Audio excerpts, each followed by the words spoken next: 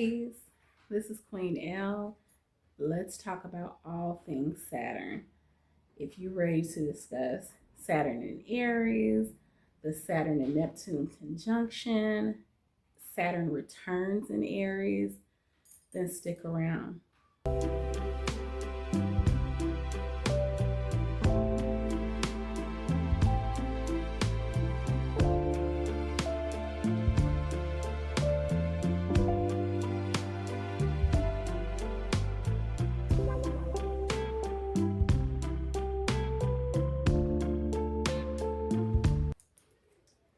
Okay, so let's dive right in.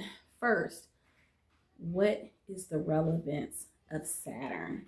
Now, if you know anything about astrology, even if you don't, people talk about, my sign is this, my sign is that. Well, that's typically their sun sign, where the sun was the date and time of their birth. But we have placements with all of the other planets and luminaries, which the sun and the moon are called luminaries. We have placements for all of those in our natal or birth chart. All of this information is accessible for free online. There are apps, there are websites where you can access your birth chart for free. And like I said, we have placements for everything. So what's known as the big three are the sun, moon, and your rising or ascendant placements.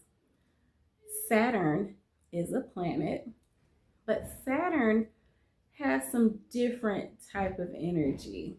It's not just about who you are, it's kind of the why behind who you are.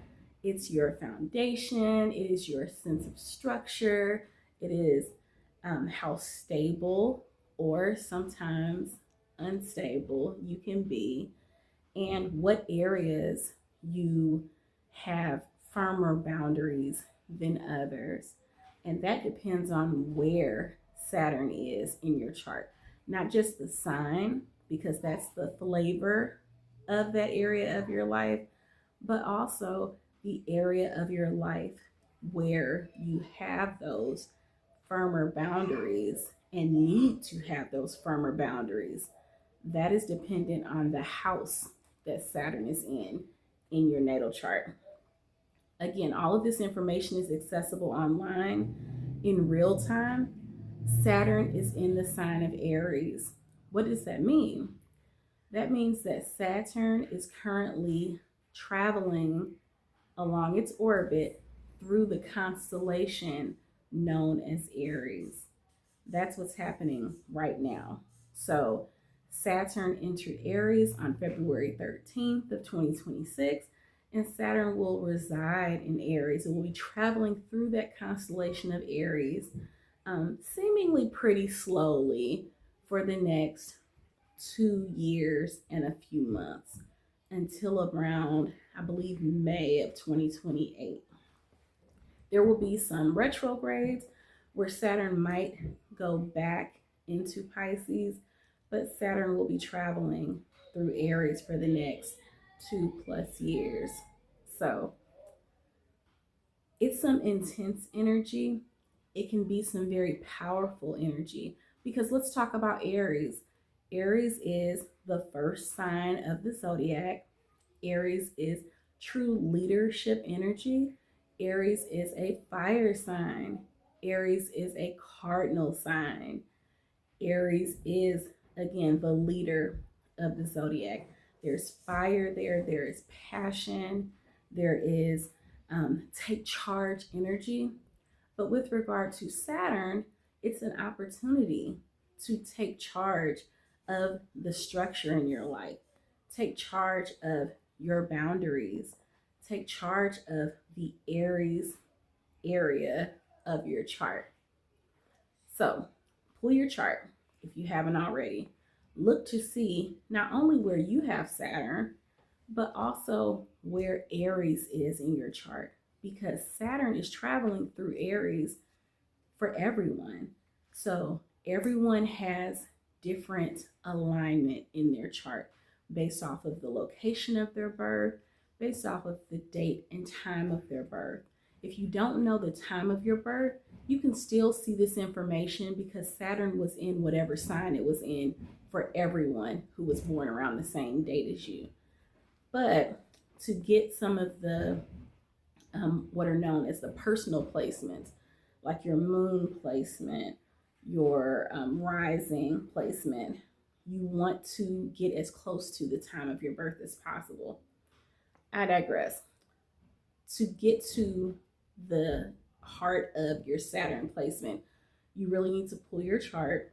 Like I said, look at the Aries area of your chart, and you're looking at the beginning of each house.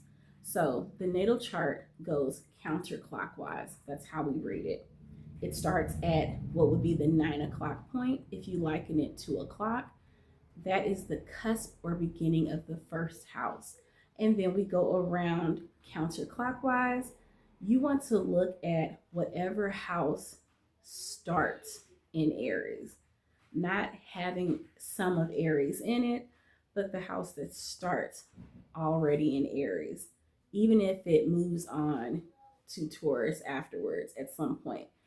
The house that starts in Aries, that is the house that is governed by Aries energy, and thus Saturn is going to activate in that house for you for the next 2+ years.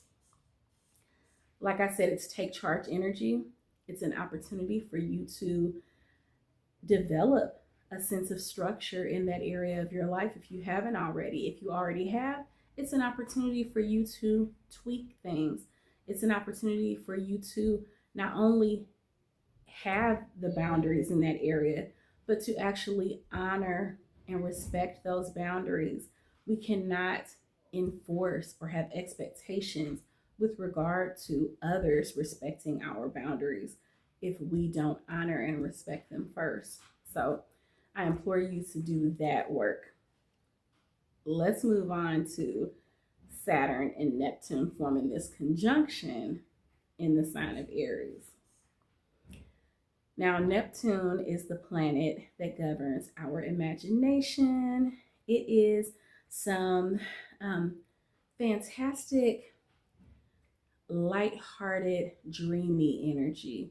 It encourages us to lighten up, to reach for the stars, to not be so practical and grounded all the time, but to balance out that energy. And Neptune really does a great job of balancing out the sternness of Saturn's energy. But in excess, Neptune can bring some delusion. So, depending on where you have Aries in your chart, Neptune forming this conjunction with Saturn, which peaks on February 20th, that energy could bring a bit of disillusionment to you. Again, depending on where you have Aries in your chart. I'm going to, now that I think about it, I'm going to do some videos that will tell you what to expect depending on what house you have Aries in, because it really does make a difference because each house represents a different aspect of our lives. So while Saturn and Neptune are forming this conjunction in Aries, they are both forming a trine, which is it's synergy. It is harmonious energy. They are forming this relationship with Black Moon Lilith, which is the furthermost point along the moon's orbit. It's called Black Moon Lilith. It represents our deepest desires. It can represent our vices as well, depending on where it is. We all have a Black Moon Lilith placement. Black Moon Lilith is currently in the sign of Sagittarius, which is really encouraging us to step out of the shadows and to feel free to be ourselves, feel free to express ourselves in the way that truly resonates with us. This is all about breaking old patterns, all of this energy, breaking old patterns, doing something new, and really revamping our lives. So, with Saturn and Neptune forming this trine with Black Moon Lilith, also Black Moon Lilith is forming a square with the moon and with True Node in Pisces. And True Node is one of the lunar nodes. The lunar nodes are the 2 points, two opposing points along the moon's orbit that intersect with the sun's orbit. And so we also have placements for that as well. They're called North and South Node. North Node is also called True Node. So right now, True Node and the moon are forming a conjunction in Pisces, and that energy is forming a square, which is a need for conflict resolution with Black Moon Lilith. So it's not only about stepping out of the shadows and coming into your own, but it's also about really identifying what your desires are. It's one thing to say, man, I wish I could just be free to be myself and to do things on my terms and have it my way. But you really want to sit with the thought of that. What would that look like for you? What does that mean for you? Not doing what just, it's not just about doing what maybe you've always wanted to do or what you see someone else doing. Man, I wish I could do that. I wish I could be like that. I wish I could embody that. I wish I could move in that way. It's about really sitting with yourself and identifying, acknowledging what you really want, what really aligns with who you are on the inside. So I encourage you to do that. Sit with that notion of having things your way and think about what that would look like so that you can truly manifest what aligns with you, not uh, some sort of concept of what you would like to be, what really aligns with who you are, the true essence of who you are. So I challenge you to think about that. Last note, Saturn returns. If you have Saturn in Aries in your natal chart, then this is your Saturn return.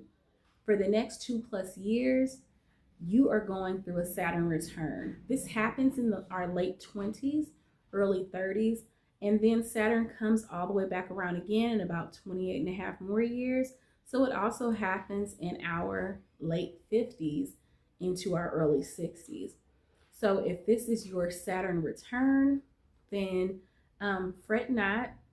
It is a bit of, it can give you a bit of angst, but it's almost like anxious energy knowing that you're on the precipice of something great, knowing that there is something happening within you and you know that you're on the verge of something. It's a leveling up. Those 2+ years of Saturn being in your natal sign, it's a time for you to really assess your life, assess what you have learned thus far, what you would like to do, and it's about embarking on uncharted territory. It's about pressing forward and moving onward and upward with grace, with ease, with joy. So be blessed. I will talk more about that in the very near future. Thank you so much for sitting and chatting with me today. If you have any questions or comments, feel free to comment below and I will be happy to respond. It has been a pleasure speaking to you today. Ashe, peace, be well.